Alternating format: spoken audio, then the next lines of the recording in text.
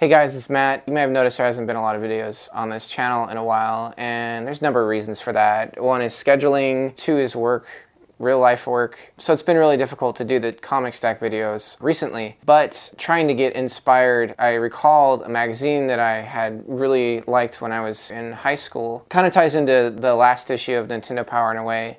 A lot of people had posted videos saying how much they were going to miss Nintendo Power and how much it meant to them and everything like that. And I didn't quite feel that strongly about it when the magazine was being canceled. I recalled the very first issue and having that and numerous issues between that and when it got canceled, but there was another magazine that was more important to me. It took the place of any other gaming magazine I read, and it was the only one I got. And I'm holding out on the name. You know, when I was thinking I was all mature as I was getting older, Electronic Gaming Monthly was like the mature gamer magazine that I just really respected, and looking back it seems kind of silly. It was between that and GamePro.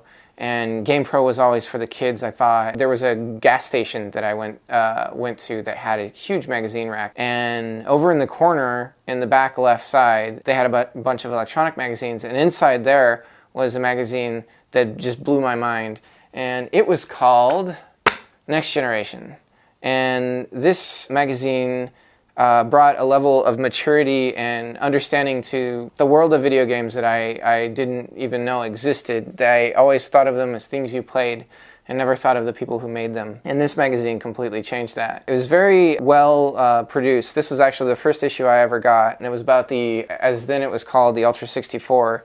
And one of the first things when you opened it up, it would have an opening page and a nice little kind of editorial, usually really short, but got you a flavor of what the special article was going to be about. And then you turn the next page, and then you have this beautiful laid out index with everything that the magazine was going to have. And it always started out with an interview with somebody in the gaming industry. And then it would usually have a special that it was covering console launches, new game titles, whatever was kind of happening in the industry. And in this particular one, because I was a Nintendo kid, this had information about the N64 that wasn't the fluff that you would get in Nintendo Power. It actually had an interview with somebody at Silicon Graphics who was talking about whether or not the claims at the time of whether or not the graphics were of the same quality as something that Nintendo was saying. And let's see, I'm just going to flip through here. Yeah, at the time it was still called the Ultra 64. And as some of you probably know, the PlayStation was originally going to be an add-on to the Super NES. And then Sony and Nintendo kind of had a disagreement, parted ways, and the PlayStation became Sony's own console. So yeah, they just kind of go all out. The spreads were really nice, and there was somebody who actually cared about the layout. You know, in Electronic Gaming Monthly and GamePro, it was just it just reeked of the 90s, and this still kind of holds up. The layout is really clean. The only thing that doesn't hold up in this magazine is the ads. The ads really scream 90s, but the rest of the magazine, the actual content of the magazine was really professional, really well thought out, and the reviews were great. And now I'm going to go on a rant about reviews. I'm just going off on a tangent now. Reviews recently have turned into a 10-number score, which is strange, because basically the game is either a 10, a 9, or an 8. Anything else less than that is a complete failure. This magazine stuck with a 5-star scoring system, which makes a lot of sense, because 5 is perfect, 3 is medium, it's mediocre, 2 is below average, and 1 is awful, 4 is, you know, going to be a good game, but not anything revolutionary, I think was the standard that they went by. So this one had a cool interview with David Perry, if I'm not mistaken, and I believe the Genesis version of Aladdin was one of the first games that he was working on. A lot of these interviews, I would just religiously, I would pick up every single magazine and just read them over and over. I really wanted to get a job in the industry, and they actually had, I believe it was an annual series where it was basically how to get a job in the gaming industry, and one of the coolest things about it was just the level of detail that went into it. They would show you the salary that you would start. Oh man, game tester back in the 90s, $8 to $9 an hour. Still, that's pretty cool. I would have done it back then. Public relations, 18 to 25,000 to start. Artists, 25 to 35,000. Programmer, 30 to 50,000. And that's when I knew I had to get into programming. This was in the early days of the internet too. About 96 was when the internet really started becoming something that you could actually get in your home and you weren't weird. It was, Windows 95 had to come out, and then suddenly the internet was a thing that you could actually use. They had a huge listing of company contacts. They give you their addresses. They brought just a level of maturity that I just didn't see in any other magazine. The magazine itself was in matte It was a matte covered magazine. The quality of the actual binding and the stock of the paper was thick, and it just was presented in a way where you just knew it was something different. And I just, every single page, if it was something I didn't even care about, a console I didn't have, I didn't give a shit. I read the whole thing, front to back. This is kind of an interesting one. This is an interview with Bill Gates. This is a fun one to go back and read. Especially the part where they're talking about PC versus consoles. This issue was published in June '96. The Xbox came out in 2001, so this was 5 years before the Xbox was released. It's cool to go back and look at this because it actually talks about the whole PC versus consoles debate that still rages on to this day. Because they're in gaming, of course, can be only one winner. So yeah, here's a question. So you don't see the PC or the dedicated game machines eventually dominating the market completely? And he says, of course, at this time, I think as PCs have a very high penetration into homes, it's possible there would be a substitution effect against gaming machines. But that's not to say that the game machine category won't be there. I don't think you could see a future when the PC didn't exist, but it kind of is becoming a reality as we move to mobile, and in particular mobile phones and mobile devices, placing personal computers. I see a future where children don't even know how to type. It becomes just like cursive. It's something that's, adults will complain that the kids don't even know how to type anymore. Well, this is interesting. Here's an old ad. Ooh, I must have wanted this. A Toshiba DVD player with Dolby Digital surround sound. Only $499. Oh my God. Look at this. How does a DVD work? And it would just break it down. For somebody who just loved technology and wanted to know about that stuff and how it all worked, this was huge. Actually, I recall one of the issues breaking down the different terms for graphics, like bump mapping, MIP mapping. But yeah, whole issue that broke down the technical aspects of the game development. This was a cool issue. I loved it because even back then, this was my retro gaming issue. This was the top 100 video games of all time, and they had basically gone through and just ranked their top 100 games according to them, which is a lot considering. You think about YouTube videos now and top 10 lists, imagine top 100. Oh, this was a cool interview here. This was an interview with Eugene Jarvis. This guy just seems like a cool guy. If I'm not mistaken, he was one of the programmers for Robotron. Here we go. Information about the Nintendo 64 launching in Japan.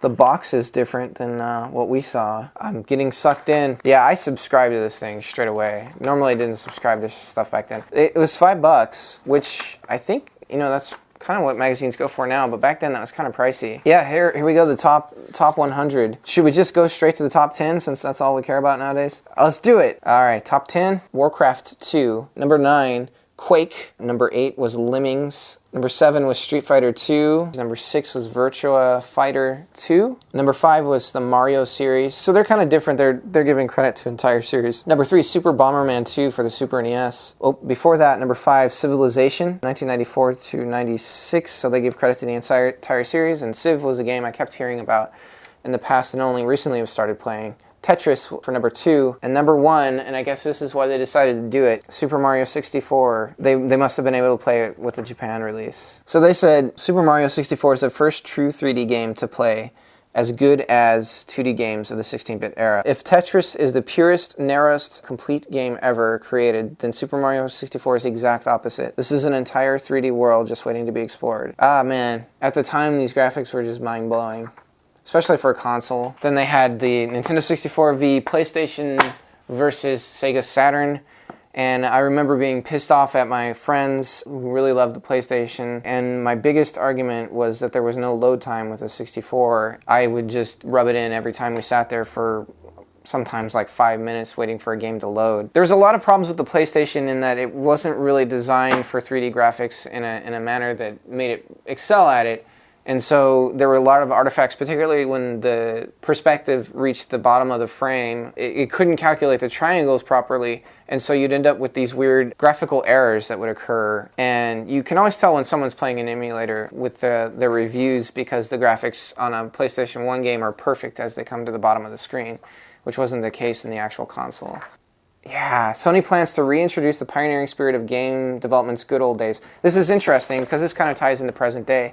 With a $750 PlayStation development system that lets you make your own games. And this, man, I wanted this. I remember wanting this. But now, it looks like with Microsoft has recently announced that that you'll use the Xbox One to develop and test your Xbox One games as you're programming them. I know a lot of times, I think with present day development, you can actually develop on the computer, but you really need to use the device in order to get an idea of what the performance is going to be like. So anyways, issue after issue, really good. Some of the covers not so good. There was a particular issue. They had thanked the subscribers, and they decided to post everybody's name in a big page that said thank you. But that was really cool. It made it a lot more personal. This was just a magazine where they seemed to give a shit about games, and it wasn't about trying to sell a magazine to little kids. It was definitely praising the industry, and here it is. Yeah, it's just hardcore, it says. This is A through C, so I'm guessing that I'm pretty late. Let's see. All right, here's F through H. So they had to do, I'm guessing, 4 issues to publish everybody's name. Let's go to issue 41. Where is it? Oh, this was such an awesome ad for Final Fantasy Tactics. Prince of Persia 3D. Here's an interesting thing. This is Abe's Exodus. And I live in the Central Coast of California, which is where this game was produced. And I remember just bricks when I'd read that it was developed in San Luis Obispo. I was astonished that there was a game company that existed near where I had lived, and that it was so good. Yeah, this was the second one. So the first one, Oddworld Abe's Odyssey, I think it was called, that was when I found out and was just like mind blown. Zelda, look at that. Look at that. I just want to show you the spread for that too. It's coming. Unless something terrible happens, it's going to be great. That was the other thing. It would kind of give you a hint that the game wasn't going to be good, or it was going to be good, way before the review would actually come out. So you kind of have an upper hand on purchasing. Spyro the Dragon, this was another one that was pretty important for the time. I mean, this is such a great time capsule, because I would say that Spyro and Mario 64 were the first games that really brought 3D platforming to the level it should have been. Oh wait, look at this. Oh man, Gran Turismo. Gran Turismo looked amazing on the playbacks in particular. The Console Wars of 1999. Oh yeah! What was it? You had the PlayStation, Nintendo 64, Dreamcast, and what the f*** is that? Project X. I don't know that this saw the light of day. Project X. This at the time, Sony was trying to convince publications that there was no need for a next generation, that nothing can complete with compact disc. Here's an article about Psygnosis. Their games were incredible for the PlayStation 1. Just amazing. Colony Wars, I remember being amazing. The Wipeout series was amazing. G-Police was another one that was incredible. Yeah, they made a lot of good games. I was so scared. I remember flipping through and being like, oh, please let my name be in there. Please, please, please. P through S. Here we go. Of course it's water damaged. Of course it is. All right. Where am I? Mark Schwimmer, SEHL. Oh, Matt, Michael, Ryan. What? I don't remember being in the spine. Bullshit. What? That's bullshit. I don't recall that at all. Let me see if I can get a shot of it. It's in there.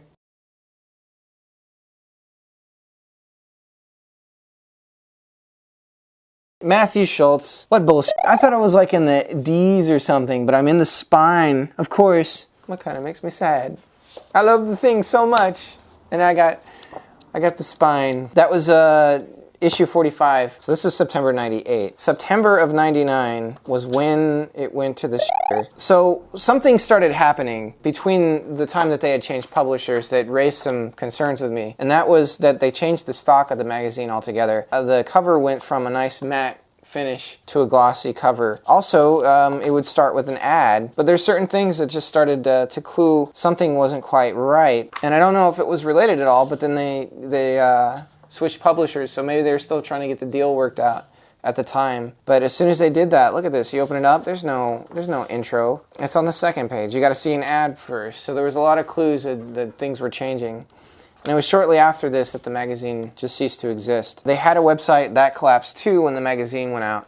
But then later on, and I don't remember exactly when, but I think that they had rebooted the website and they put out a job hiring thing. Yeah, it was 2005, I guess. And I remember, trying to apply for a job, and they're like, do you have any work to show? I wanted to be a writer or whatever.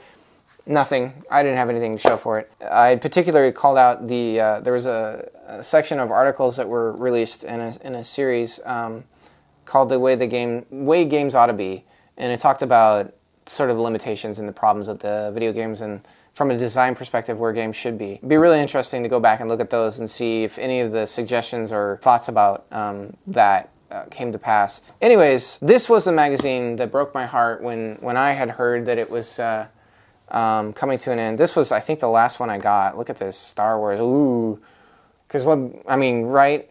It's like, okay, Star Wars, so you're just going for the biggest audience right now. It's not even, it's Star Wars Episode 1, of all things. Like, God, what a way to go. I don't remember what the last issue was, but I just remember really being kind of crushed. All things come to an end, though. So what I say is you ended on a high note, and unfortunately, it just didn't happen this way. Anybody who works for Next Generation Magazine, I appreciate the work that you guys did, and it kept me really involved in gaming and just appreciating the creation of games and the art form. If anybody out there loved Next Generation Magazine, I'd love to hear about it. Give me issues 1 through 13.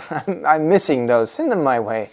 I'm kidding, of course. But I just wanted to share my thoughts on that and thought you might find it interesting. Yeah, the other thing I guess is if you have a favorite gaming magazine of your childhood, which was it? I won't judge you if you say GamePro. It's no biggie. Peace out. I still remember the faces on the reviews of like I forget exactly what it was, but it was like extreme, excellent, awesome, and they had these crazy faces that they made, and then the tips, pro tip, yeah, that was it. And I still say that when something stupid happens, you know, just jab it in there. Pro tip. Anyways.